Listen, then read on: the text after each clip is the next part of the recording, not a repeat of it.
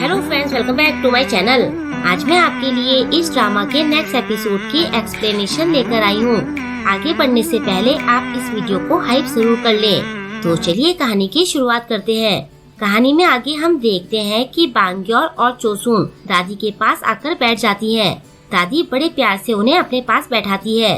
कांग्योंग उन्हें वहाँ से भगाना चाहता है, लेकिन बांग्योल दादी के सामने कमजोरी का बहाना बनाकर उन्हें पटा लेती है। ये देखकर कांग्योंग चिढ़कर बाहर चला जाता है। इसके बाद जब कांग्योंग ऑफिस के लिए बाहर निकलता है तो बांग्योल नीचे कार के पास उसका वेट कर रही होती है। कांग्योंग उसे साथ ले जाने से मना कर देता है और कहता है कि तुम जल्दी यहाँ से मकान बदल लो। बांग्योल उसे टोंट मारती है कि तुम तो ऐसे कह रहे हो जैसे कि तुम यहाँ के मकान मालिक हो। कांग्योंग कहता है कि मैंने ये बिल्डिंग खरीद ली है, तुम्हारे पास मकान खाली करने के लिए 2 हफ्ते का टाइम है और जल्दी ऑफिस पहुँचो। ऐसा कहकर वो गाड़ी में चला जाता है। बेचारी बांग्योल भागते हुए ऑफिस पहुंचती है। वहां कांग्योंग उसे लेट आने के लिए ताने मारता है। इसके बाद वो बांग्योल मैनेजर और सांगजे को काम करने भेज देता है। काम देखकर तीनों सदमे में आ जाते हैं, लेकिन फिर भी तीनों को काम करना पड़ता है। कुछ घंटे बाद कांग्योंग तीनों को कंस्ट्रक्शन साइट पर भेज देता है। वहाँ बांग्योल को खुदाई करता देखकर एक आदमी पूछता है कि क्या तुमने पहले ये काम किया है। वो मना करते हुए कहती है कि अभी तो मैं किसी की कब्र भी खोद सकती हूँ। ऐसा कहकर वो किसी साइको की तरह हंसने लगती है। कांग्योंग उन्हें अलग अलग जगह पर भेजता रहता है, लेकिन बांग्योल तो किसी रोबोट की तरह काम करती रहती है। बेचारी के पैरों में दर्द होने लगता है। सांगजे कांग्योंग को बताता है कि बांग्योल बहुत जिद्दी है। कांग्योंग कहता है कि कैसे भी करके उसे यूएस से जाने के लिए मनाओ। सामने जेग्योंग का वीडियो देखकर सांगजे कहता है कि इससे हम उस पर प्रेशर बना सकते हैं। कांग्योंग कहता है कि इससे ये प्रूव नहीं होता कि उसने ही मुझे मारा है, क्या और कुछ पता चला। सांगजे कहता है कि उस दिन हॉस्पिटल के सीसीटीवी ऑफ हो गए थे। वो उसे एक एम्प्लॉय की इंफॉर्मेशन देते हुए कहता है कि उस दिन ये ड्यूटी पर था। कांग्योंग कहता है कि जेग्योंग ने इसे खरीद लिया होगा। उसका पता जानकर कांग्योंग उससे मिलने जाता है। वहाँ वो ट्रिक यूज करके उसका फोन ले लेता है, लेकिन वो उसका पासवर्ड नहीं खोल पाता। तभी उसे किसी मनी बैग नाम से कॉल आती है। वो मैसेज करके मनी बैग से 500 मिलियन वॉन एक जगह पर मंगाता है। उसे याद आता है कि उसने ऑफिस में जेग्योंग के पास भी इस आदमी की इंफॉर्मेशन देखी थी। वो भी इसे ढूंढ रही थी। अपनी बताई जगह पर जाकर कांग्योंग देखता है कि वहाँ पर नाप्योंग का सेक्रेटरी अपने आदमियों के साथ आया होता है। उधर वो आदमी अपने घर से भाग रहा होता है, लेकिन कोई उसे पकड़ लेता है। कांग्योंग सांगजे के साथ बैठकर सब बातें डिस्कस करता है। वो आदमी गायब हो चुका होता है। कांग्योंग कहता है कि जेग्योंग कभी नाप्योंग को अपनी कमजोरी नहीं पकड़ने देगी। सांगजे कहता है कि क्या वो जेग्योंग को ब्लैकमेल कर रहा है। अगर उसे सीसीटीवी मिल गया तो वो कंपनी बर्बाद कर देगा। इससे अच्छा तो सीसीटीवी जेग्योंग को ही मिल जाए। कांग्योंग कहता है कि फिर वो एविडेंस को नष्ट कर देगी। वो उसे उस आदमी का फोन देकर कहता है कि शायद इस फोन में उसके खिलाफ कोई सबूत हो। अगले दिन अखबार वालों को सीसीटीवी फुटेज मिलती है, जिसमें जेग्योंग के खूनी होने का शक होता है। जेस्योंग और बांग्योल के पास भी ये न्यूज पहुंच जाती है। जेस्योंग कहता है कि इससे ये प्रूफ होता है कि जेग्योंग ही कातिल है। वो दोनों बातें कर ही रहे होते हैं कि तभी जेग्योंग वहाँ आ जाती है। उसके अचानक आने से बांग्योल नीचे डेस्क के अंदर छुप जाती है। जेग्योंग आकर पूछती है कि क्या वो न्यूज वाले ने तुम्हें कुछ बताया, तुम दोनों काफी क्लोज हो ना। जेस्योंग कहता है कि मैं काफी टाइम से उससे नहीं मिला हूँ। जेग्योंग कहती है कि अगर तुम और बांग्योल मुझसे कुछ छुपा रहे हो तो तुम अपनी कुर्सी नहीं बचा पाओगे। वो कहता है कि अब मेरा बांग्योल से कुछ लेना देना नहीं है। जेग्योंग उसके पास आती है। बांग्योल नीचे ही छुपी होती है। तभी कॉल आने की वजह से जेग्योंग बाहर चली जाती है। बाहर उसे कांग्योंग मिलता है, लेकिन वो उसे इग्नोर करके चली जाती है। बांग्योल आकर उसे ताना मारती है कि वो तो तुम्हें भाव तक नहीं देती। वैसे तुम्हें तो पता ही होगा कि अब जेग्योंग फंसने वाली है।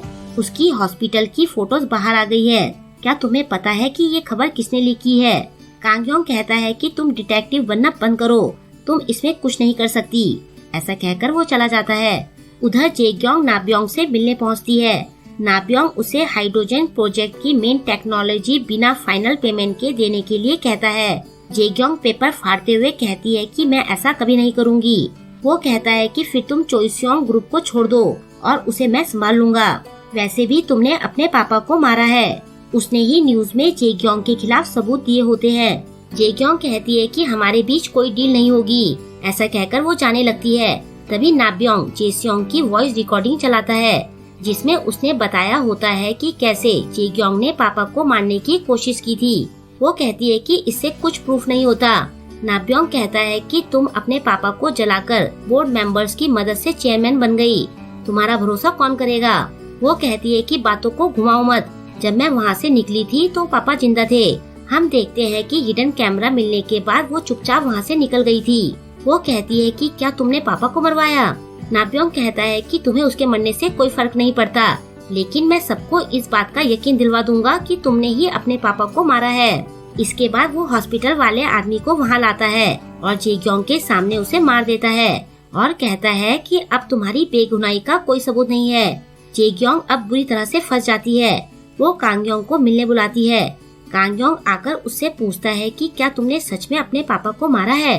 वो उसे मारने के लिए हाथ उठा लेती है। वो कहती है कि ये नाब्योंग ने किया है, वो मुझे फंसाने की कोशिश कर रहा है। कांगयोंग पूछता है कि क्या तुम सच बोल रही हो। वो कहती है कि मेरे पापा वैसे ही मर रहे थे, मुझे उनको मारकर क्या मिलता। कांगयोंग पुलिस वालों को बुलाने के लिए कहता है। जेक्योंग कहती है कि ऐसा करने से मैं फंस जाऊंगी। सीसीटीवी फुटेज भी उसने मिटा दी है और विटनेस को भी मार दिया है। कांगयोंग कहता है कि फिर हम नए सबूत बनाएंगे, मुझे शुरू से बताओ कि तुम्हारी नाब्योंग के साथ क्या बात हुई। वो उसे सारी बातें बताती है। अगले दिन नाब्योंग चोइस्योंग पहुंचता है और जेक्योंग को हाइड्रोजन डील साइन करने के लिए कहता है। जेक्योंग फिर से उसे 100 बिलियन वॉन देने के लिए कहती है। नाब्योंग कहता है कि तुम्हारी हेल्प करने में मेरा भी बहुत लॉस हुआ है, उसकी भरपाई तो तुम्हें करनी पड़ेगी। ऐसा कह के वो कंपनी में घूमने चला जाता है। जेक्योंग गुस्से से पागल हो जाती है। नाब्योंग अपनी बेटी के साथ जाकर बोर्ड मेंबर से बातें करता है। उधर कांगयोंग जेक्योंग को समझाता है कि नाब्योंग अभी अपने सारे पत्ते नहीं खोलेगा, तो तुम्हें बहुत संभल कर चलना होगा। अगर तुमने उसे हाइड्रोजन प्रोजेक्ट फ्री में दे दिया तो बोर्ड मेंबर्स क्या कहेंगे, इससे तुम्हारी लीडरशिप पर फर्क पड़ेगा। वो पूछती है कि तुम्हारा प्लान क्या है। कांगयोंग कहता है कि मैं उसकी तरफ मिल जाता हूँ। वो कहती है कि क्या वो तुम पर भरोसा करेगा, लेकिन कांगयोंग का कॉन्फिडेंस देखकर वो अपने सेक्रेटरी से कहती है कि तुम हर तरह से इसकी मदद करोगे। कांगयोंग उसके सामने नाब्योंग को कॉल करता है। उधर बांग्योल और जेस्योंग को पता चल जाता है कि नाब्योंग जेक्योंग को ब्लैकमेल कर रहा है। जेस्योंग बांग्योल को बोनसाई एक्सपर्ट बनाकर नाब्योंग के घर ले जाता है। वो दोनों मिलकर वहाँ सबूत ढूंढने लगते हैं। जेस्योंग के हाथ उनकी हाइड्रोजन डील के पेपर्स लगते हैं। वो पेपर्स अपने पास रख लेता है। तभी उसे नाब्योंग के आने की खबर मिलती है। वो दोनों भागकर वहाँ से खिसक लेते हैं। थोड़ी देर बाद वो देखते हैं कि कांगयोंग नाब्योंग के साथ वहाँ आता है। बांग्योल कहती है कि अब ये क्या करना चाहता है।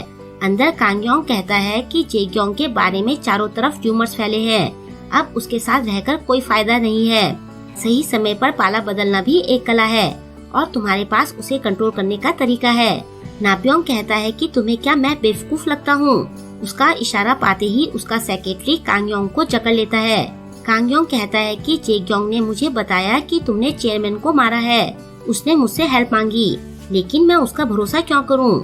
ऐसा कहकर वो सेक्रेटरी को काबू में कर लेता है और उन्हें अपने पैर की चोट दिखाकर कहता है कि उसने ये किया है और इसकी सजा मैं उसे देकर रहूंगा। नायून चौंकते हुए कहती है कि क्या उसने एक्सीडेंट किया था और बेचारे चेयरमैन को इसमें फंसा दिया। कांगयोंग कहता है कि मैं उसकी हेल्प क्यों करूं। नाब्योंग कहता है कि उसने एक स्टार प्लेयर की लाइफ बर्बाद कर दी, भला मैं इसे नजरअंदाज कैसे कर सकता हूँ। चलो तुम्हारे बदले के बारे में बात करते हैं। कांगयोंग कहता है कि पहले मैं आपको हाइड्रोजन प्रोजेक्ट लाकर दूंगा, फिर जेक्योंग से वसूलने के लिए बहुत कुछ है। फिर नायून उसे बाहर तक छोड़ने आती है। उसका पैर फिसल जाता है। कांगयोंग पूछता है कि क्या तुम्हारे पैर में चोट लगी है। वो कहती है कि सीढ़ियों से उतरते टाइम मेरे पैर में फिर से दर्द होने लगता है। कांगयोंग को कुछ याद आने लगता है। वो नर्स से जाकर पूछता है कि क्या उस दिन केवल जेक्योंग चेयरमैन से मिलने आई थी। नर्स हाँ बोलती है। वो पूछता है कि क्या उस दिन कुछ अजीब हुआ था। नर्स याद करके कहती है कि उस दिन जेक्योंग पता नहीं क्यों सीढ़ियों से गई थी, जबकि लिफ्ट खराब भी नहीं थी। कांगयोंग कहता है कि वो सीढ़ियों से इसलिए गई ताकि वो जेक्योंग से न टकराए।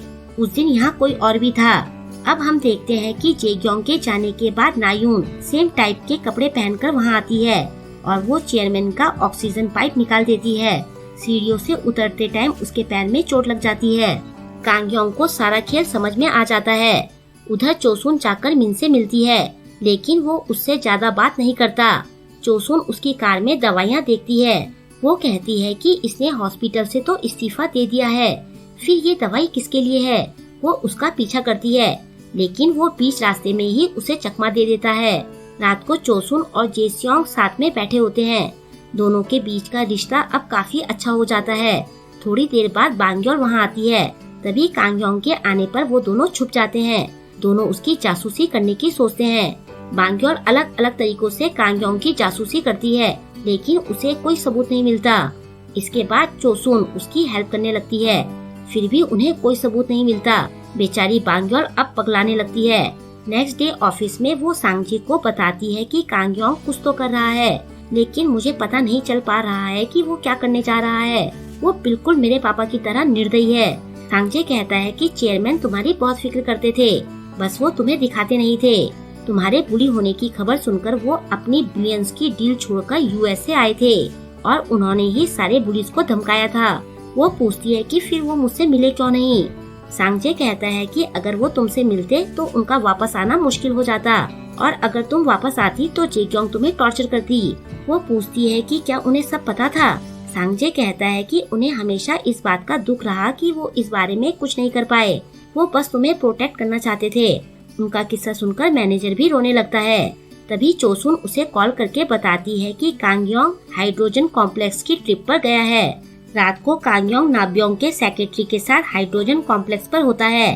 कांग योंग फायर अलार्म बजाकर सबको बाहर भगा देता है और अंदर जाकर कोड डाटा कॉपी करने लगता है। तभी अचानक से उसे चक्कर आने लगते हैं। वो कहता है कि अब तो वो मर चुका है, फिर मेरा सिर क्यों घूम रहा है। तभी बांग्योल वहाँ आ जाती है। वो पूछती है कि तुम क्या कर रहे हो। कांग योंग उसे वहाँ से जाने के लिए कहता है। बांग्योल डिस्क कॉपी होने से रोकना चाहती है कि तभी नाब्योंग का सेक्रेटरी वहाँ आ जाता है। वो बांग्योल को साइड में धक्का देकर गिरा देता है, फिर वो उसे मारना चाहता है। तभी मैनेजर वहाँ आ जाता है। वो मैनेजर को पंच मारकर डिस्क लेकर चला जाता है। कांग योंग देखता है कि बांग्योल के सिर से खून निकल रहा होता है। वो उसे उठाकर हॉस्पिटल ले जाने लगता है। वो कहता है कि तुम्हें यूएसए चले जाना चाहिए था।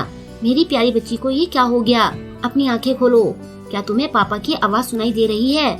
उधर मिन एक सुनसान जगह पर एक घर पर पहुंचता है और अंदर दवाइयाँ लेकर जाता है।